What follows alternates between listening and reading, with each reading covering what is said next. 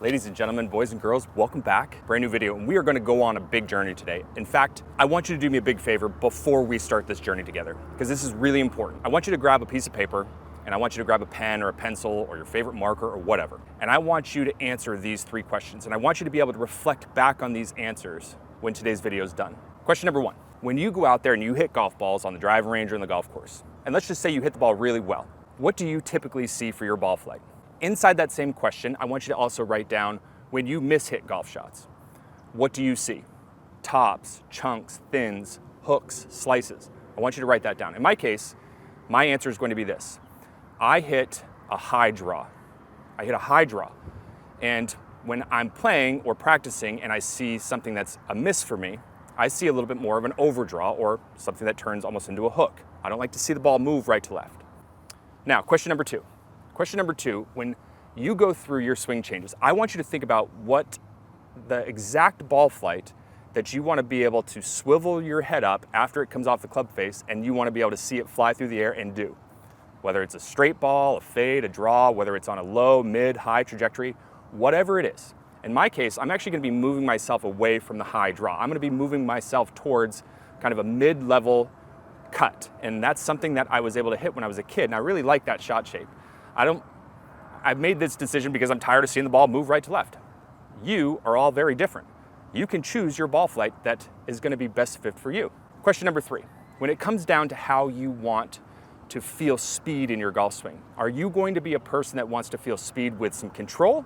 Or do you want to feel kind of the out of control sensations that you've heard us talk about for many, many years? Answer those 3 questions, and now we can start our journey, because I guarantee you this, when we're all done today's video, you're gonna have a very different outlook on your own game, but you're also gonna probably look at golf instruction a little bit differently as you move forward in this process, just by talking about the grip. Pretty crazy, huh? Making grip changes absolutely freaking sucks. It does. And I can tell you right now that I've been through 2 grip changes in my entire 35, almost 36 years of playing this game. The first one was intentional. The second one was something that happened over the long haul that was kind of like a compensation for some of the things that were starting to change in my golf swing. That's right. So your grip can actually be a compensation maker, or it can be a compensation from the start. So many people make changes to their grip when they don't have to. Your connection point to the golf club is extremely important. Your connection point to the golf club is how you're going to transfer speed out through the club head. It's how you're going to manipulate the face angle. The club face is king in this game. Okay, it is the king of the castle or the queen of the castle. What you have to do is you have to be able to do those 2 things. And so many of you have this burned in mindset that you have to hold on to the club as one of these fundamental ways that we've been taught over the years with no real good information behind it. I'm a good case in point to this. I made my first grip change when I was 12 years old. I went from a 10-finger grip to an interlock grip. Why? Well, because I saw the best players in the world doing that on TV. I read in golf magazines that that was the appropriate way to hang on to the golf club. So I sat all winter long in my grandfather's golf studio, and I hit golf balls into the net or into the screen for hours and hours and hours just getting comfortable with it. And it felt terrible. It felt like the club face was wide open, but I was going to get this right. And I made that change. Then I fast forward through the next however many years I've played, and I started to get my grip going from a really neutral to a little bit on the stronger side, and I started to move it towards the weaker side because I was battling a ball that was moving right to left. Rather than fixing what the actual problem was, I was trying to make a compensation through my grip, and it became very uncomfortable. And now here we are, exactly sitting in the same shoes that you are, wondering if I'm hanging onto the club that's proper for me and my golf DNA. Your golf DNA is very different than any other person that's out there. It is, it's very different. And a good example of how I like to kind of paint the picture for you is with modern day golf swings. We see some vast differences with the way people hold on to the golf club. Think about Collin Morikawa and Dustin Johnson. 2 perfect examples. Both players love to hit a fade. You look at Collin's lead hand on the club, it is very, very weak. What I mean by weak is if you were to draw a line down the center of this grip and you were to have your hand turned to the left of center, okay, to where you can't see any knuckles, okay, this would be considered very, very weak.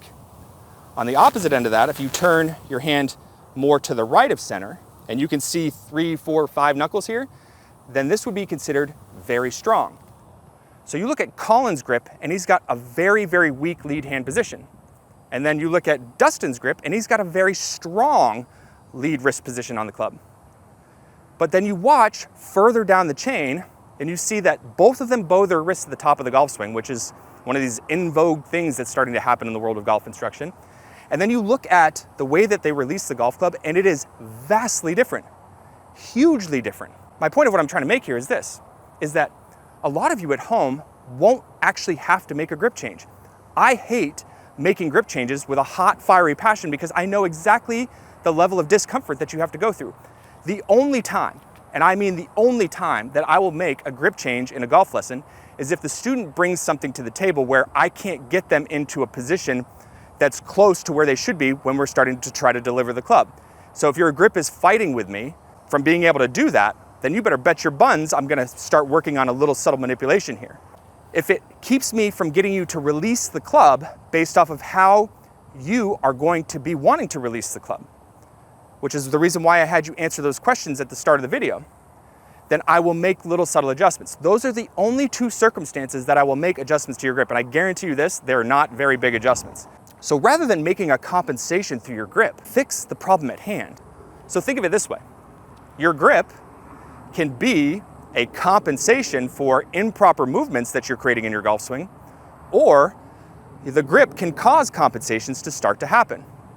That's the brass tacks of it all right there. That should have the wheels really spinning inside your brain. Is my grip a compensation for something I'm doing poorly?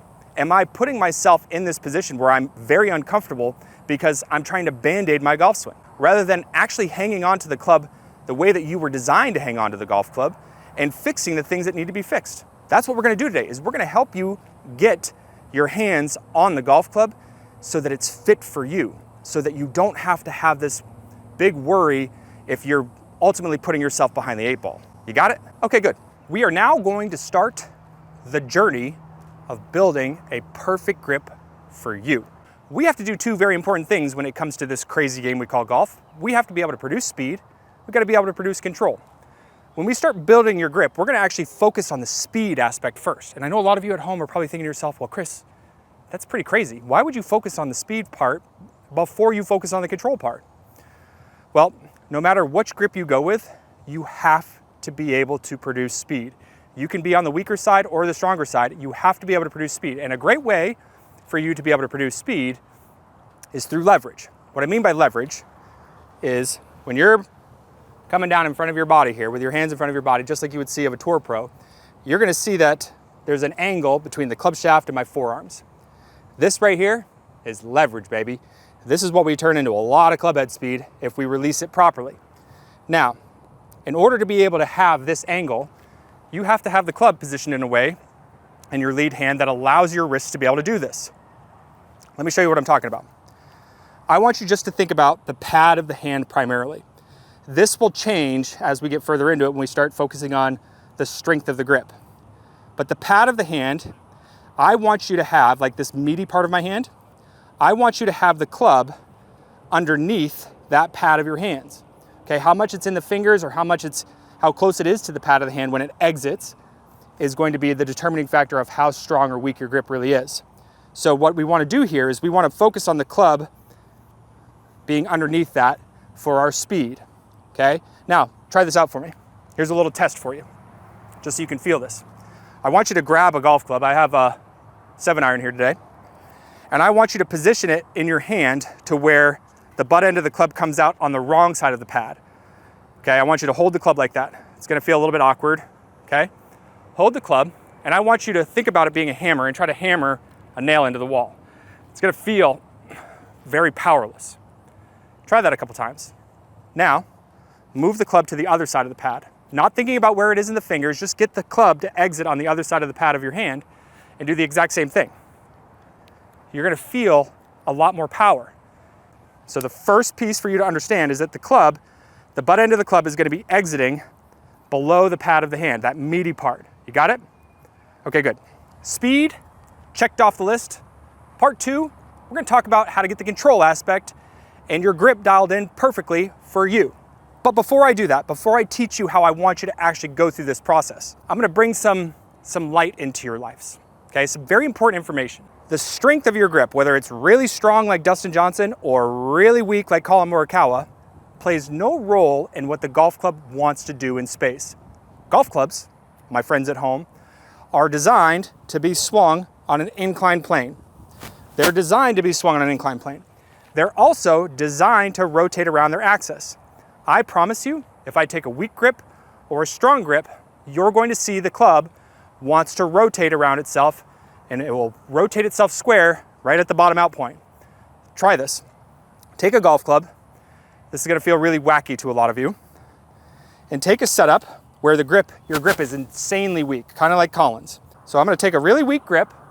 I'm gonna take my other fingers off the club, and all I'm gonna do is make a swing. What you're gonna find there is a couple things that just started to happen. You're gonna find that my wrist actually wanted to start to bow on its own at the top. You're going to find that when my hand came down in front of me, that my lead wrist and forearm were pointed more in the direction of the target. You're gonna see probably a little bit of bowing in there. It's so funny when you hear Collin talk about his golf swing. Under no circumstances is he actually trying to bow his wrist at the top of the golf swing. It just happens, rightfully so. You're gonna see that his wrist position is really, really turned down the target line at the point of contact. That's the way he grips the golf club. He has to do those things in order to be able to square the face. Now, on the opposite end of the spectrum, if we were to take a really strong grip, okay? Hold the club again, kind of like Dustin Johnson, you would see this really strong lead hand position. Take all the fingers off the club and make the same exact swing. What you're gonna find that through the bottom, when I got my hand in front of my body, that instead of my wrist looking like this, like Collin, that my wrist probably looked a little bit more like this.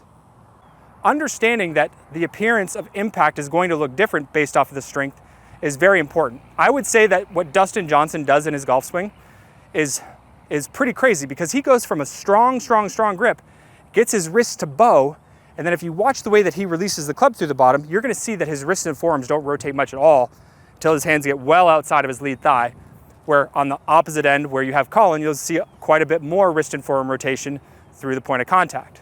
Now, that information alone, right there, should give you the comfort that regardless of the strength or weakness of your grip, the golf club is still gonna be working for you, not against you. Okay, here we are. We're ready to dial in things a little bit further. Now, how I want you to do this is I want you just to take a setup, and I want you to have the golf club directly behind the golf ball, and I want it to be perfectly square, and I want the club shaft to be neutral, meaning pointed straight up. So think about if there was a laser coming out of the butt end of the club, that it's pointed at your belt buckle, okay? Now, all I want you to do from here is I want you to hold the club lightly in the trail hand. I want you to shift your hips and open them up. I want you to keep your shoulders nice and square, okay? And now I want you to take the butt end of the club and I want you to point it at your hip socket. Now, when you look down, the club face may actually look a little bit on the open side. Square the club face, make sure it's perfectly square behind the golf ball.